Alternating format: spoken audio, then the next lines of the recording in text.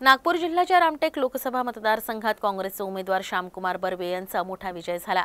यामुळे रामटेकमध्ये काँग्रेस कार्यकर्त्यांनी एकच जल्लोष केला।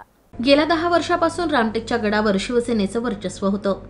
तर या लोकसभा निवडणुकीत काँग्रेस महाआघाडीचे श्यामकुमार बर्वे यांनी भाजप शिवसेना महायुतीचे राजू पारवे यांचा प्रचंड मताधिक्याने पराभव केला।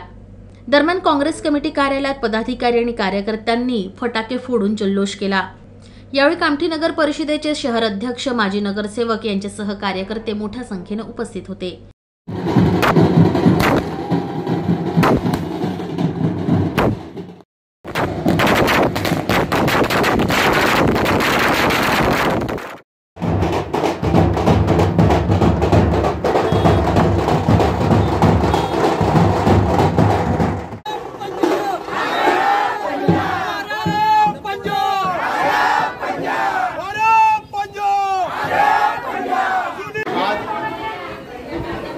खऱ्या अर्थाने लोकशाहीचा विजय झालेला आहे।